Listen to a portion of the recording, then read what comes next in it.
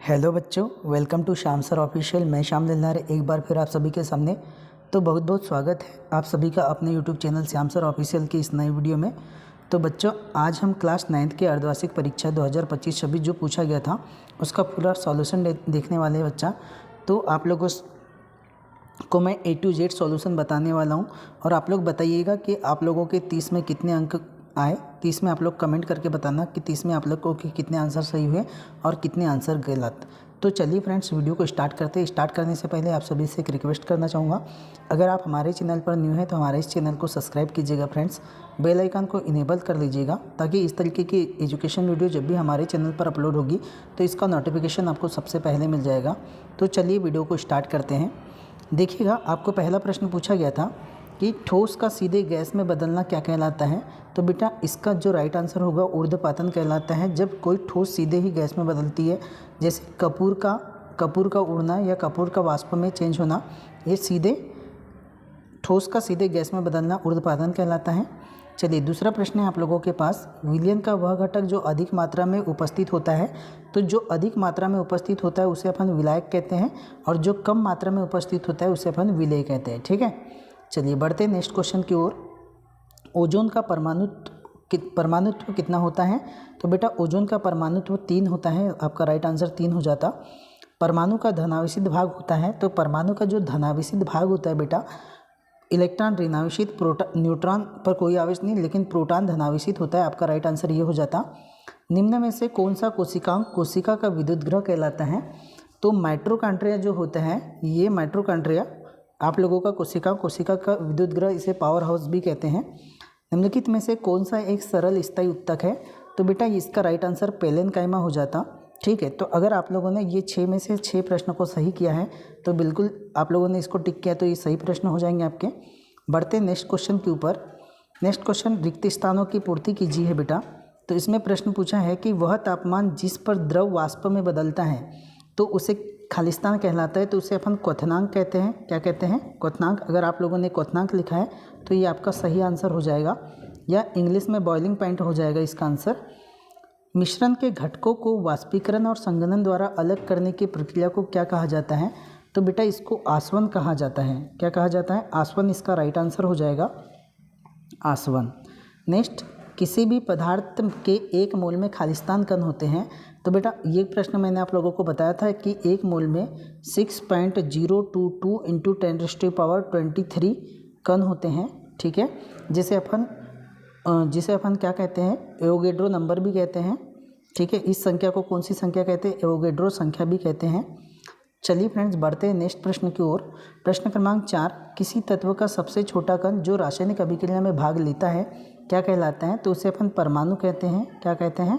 परमाणु आप लोगों का राइट आंसर हो जाता। कोशिका के अंदर स्थित जेली जैसा द्रव जिसमें कोशिकांग तैरते हैं उसे क्या कहते हैं। तो बेटा इसे अपन कोशिका द्रव कहते हैं। ठीक है, कोशिका द्रव कहते हैं, कोशिका द्रव्य कहते हैं। ठीक, नेक्स्ट क्वेश्चन है, पौधों की वृद्धि केवल कुछ विशेष क्षेत्रों में होती है जिन्हें खालिस्तान कहा जाता है। तो बेटा इसे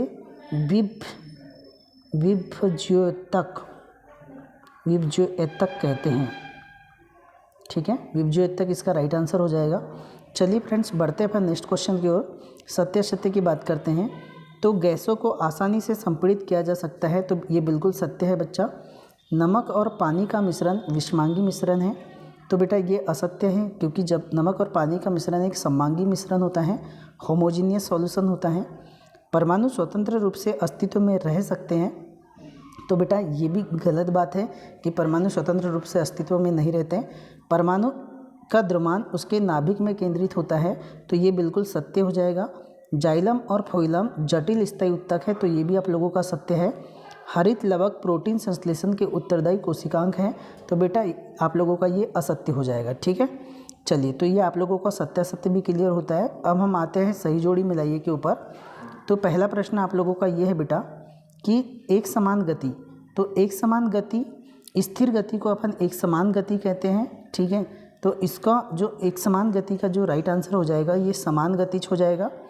बल की जो इकाई होती है बेटा वो kg/m² या न्यूटन भी होती है, न्यूटन का गति का द्वितीय नियम क्या होता है?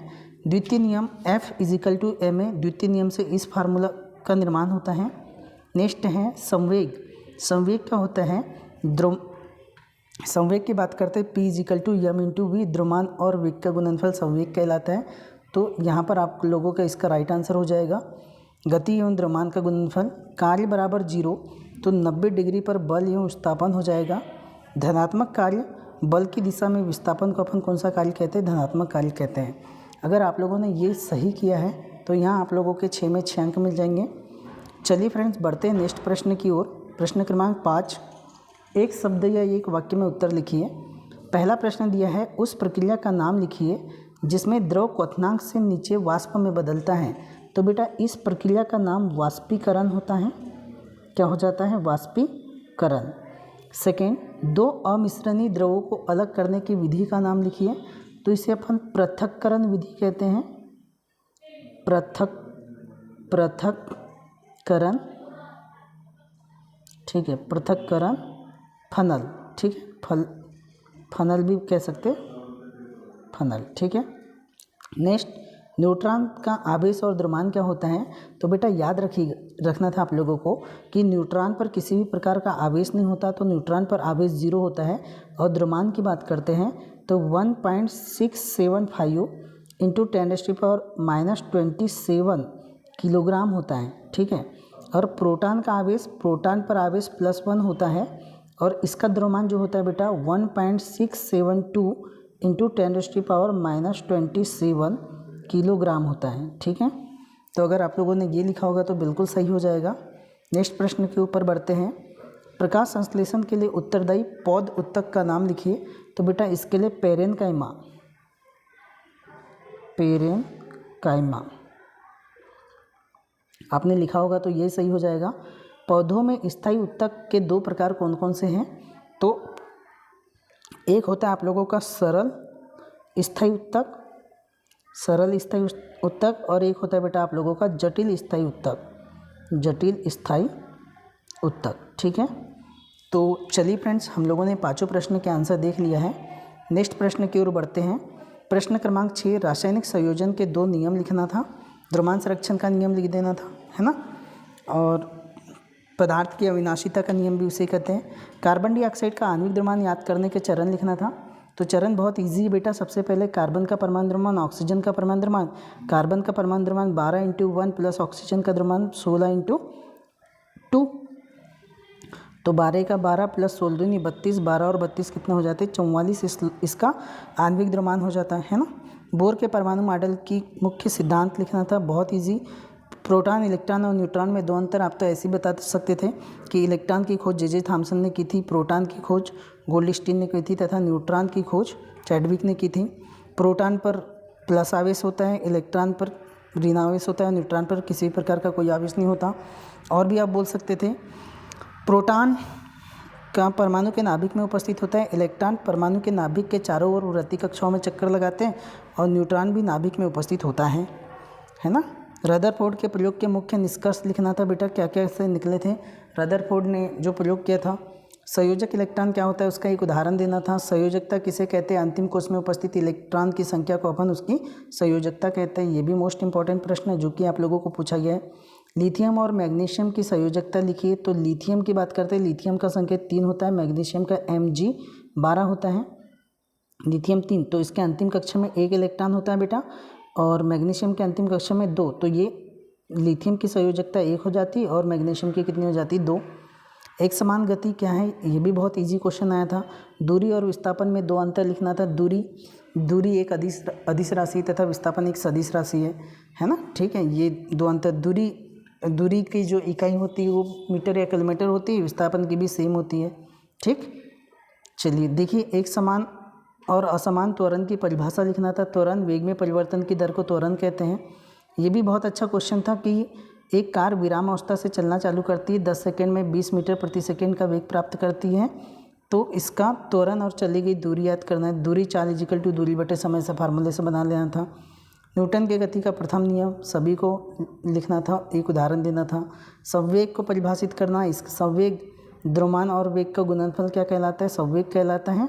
P इजिकल टू mv, और इसका ऐसे ही मात्रक लिखना था, बहुत ईजी हो जाता।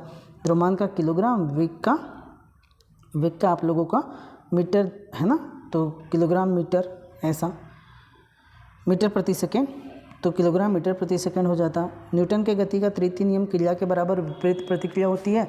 जब व्यक्ति बंदूक चलाता है तो मतलब पीछे की ओर झटका लगता है, तो ये आपका संतुलित और असंतुलित बल, ये भी बहुत इजी क्वेश्चन था।